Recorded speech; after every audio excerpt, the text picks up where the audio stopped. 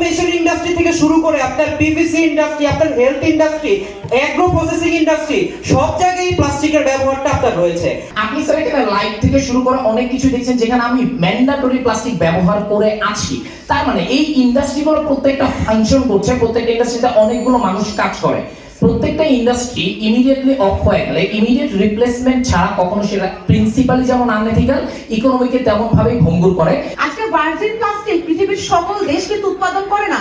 Virgin plastic পৃথিবীতে উৎপাদন করে 4টি মাত্র দেশ, এবং সেই 4টি দেশ থেকেই সকল রাষ্ট্রগুলো সেই ভার্জিন প্লাস্টিককে ইম্পোর্ট করছে। গ্লোবাল ফুড চেইনে আমাদের খাদ্যদ্রব্যের মধ্যে মাইক্রোপ্লাস্টিক, আমাদের খাদ্যদ্রব্যের মধ্যে মাইক্রোপ্রোব, এইগুলোকে কিভাবে তারা মিটিগেট করবেন? এবং এখন যে আর্জেন্সি বর্তমানে আছে, আমরা 567 মিলিয়ন টন প্লাস্টিক পুরো পৃথিবীতে, এই 567 মিলিয়ন টন প্লাস্টিক তো পৃথিবীতে এক্সিস্ট করবে। আমরা সেই প্লাস্টিককে পুনর্ব্যবহার করতে বলছি মাননীয় সভাপতি। সাভারে যে কোনো বস্তিতে যান, আপনি গিয়ে দেখবেন ওই সকল শ্রমিকদের হাতে পায়ে ঘা, কারণ তারা প্লাস্টিকের ফ্যাক্টরিতে কাজ করে। আপনি একটি রাষ্ট্র, আপনি নিজেকে উন্নত রাষ্ট্র বলে আপনি ওয়েলফেয়ার সোসাইটির কথা বলেন, সেখানে আপনি লো কস্টের কারণে আপনার শ্রমিকদের জীবনমান ধ্বংস করে, আপনি হচ্ছে আপনার ইকোনমি ধ্বংস করে, আপনি আপনার পরিবেশ ধ্বংস করে, আপনি হচ্ছে এই প্লাস্টিকটা আবার হচ্ছে উৎপাদন বন্ধ করতে যাচ্ছেন না। এবং তারা একটু অল্টারনেটিভ দেখান যে কোন অল্টারনেটিভে পৃথিবীতে এরকম হয়েছে যে আপনি হচ্ছে বন্ধ না করে আপনি হচ্ছে বারবার খালি ইনসেন্টিভাইজ করেছেন। ইনসেন্টিভাইজকে আমরা এতদিন করিনি, আমরা সাবসিডাইজ করেছি, আমরা ইনসেন্টিভাইজ করেছি, আমরা প্রপার হচ্ছে গ্রিন রেভলিউশন দেখিয়েছি, আমরা হচ্ছে তাদেরকে পজিটিভ সেক্টরও দিয়েছি, কিন্তু কোনোভাবেই আমরা কিন্তু সেই প্লাস্টিকের উৎপাদনটি যেটি গ্রাফটি, সেই গ্রাফটি কমাতে পারিনি, বরঞ্চ প্লাস্টিকের হার প্রতিদিন পৃথিবীতে 79% করে বাড়ছে।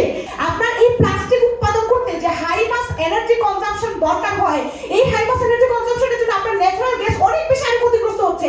আপনি যে জায়গায় এই এনার্জিটাকে ইম্পোর্ট করতে পারেন, আপনি যে জায়গায় এই ন্যাচারাল গ্যাসকে কাজে রেখে অন্যান্য অনেক সেক্টরকে ইনসেন্টিভাইজ করতে পারেন। এই ডিবেটের এক্সটেন্টটা বোঝা অনেক গুরুত্বপূর্ণ। আপনি বলছেন প্লাস্টিক উৎপাদন আপনি পুরোপুরি বন্ধ করে দেবেন। আপনার এটা বোঝা দরকার প্লাস্টিকের ব্যবহার আমরা শুধু এই যে পলিথিন, স্ট্র, কাপ এগুলোতে না, আপনার অটোমেশন ইন্ডাস্ট্রি থেকে শুরু করে আপনার পিভিসি ইন্ডাস্ট্রি, আপনার health industry, agro processing industry, সব জায়গায় প্লাস্টিকের ব্যবহারটা আপনার রয়েছে। এখন আপনি যখনই বলতেছেন যে আমার প্লাস্টিক উৎপাদন বন্ধ, উন্নয়নশীল দেশের এই এসএমই ইন্ডাস্ট্রিগুলো আপনার টোটালি তখন ইম্পোর্টের উপর ডিপেন্ডেন্ট হয়ে যাবে, যে আমার বাইরে থেকে আইটা রিসাইকেল প্লাস্টিক ইম্পোর্ট করতে হবে, অথবা আমার দেশে হচ্ছে বাইরের যে টেকনোলজি সেটাকে ব্যবহার করে আমার হচ্ছে আমার এই ইন্ডাস্ট্রিটা চালাতে হবে।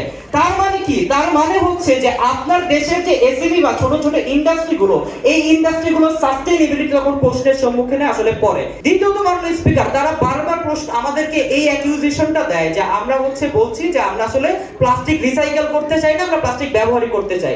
দেখেন প্লাস্টিকের উৎপাদনটা কিন্তু ইনহেরেন্টলি আপনার জন্য কোনো সমস্যা না। প্লাস্টিক আমাদেরকে কখন নেগেটিভলি এফেক্ট করে?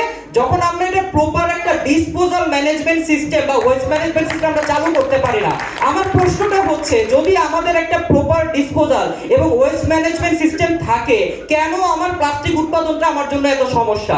দ্বিতীয়ত, এটা যদি তারা মেনে না নেয়, তাদেরকে পুরো বিতর্কে এটা ব্যাখ্যা করা লাগতো যে কেন আমার একটা ওয়েস্ট ম্যানেজমেন্ট বা প্রপার ডিসপোজাল সিস্টেম তৈরি করতে প্লাস্টিকের উৎপাদন বন্ধ করাটাই জরুরি। পুরো বিতর্কে আজকে আসলে সরকারি দল প্লাস্টিকের পুনর্ব্যবহার করার সাথে উৎপাদন যে বন্ধ করাটার যে গুরুত্বটা, সেই গুরুত্বটা নিয়ে আসলে কোনো ধরনের বিতর্ক আজকে করতে পারেনি।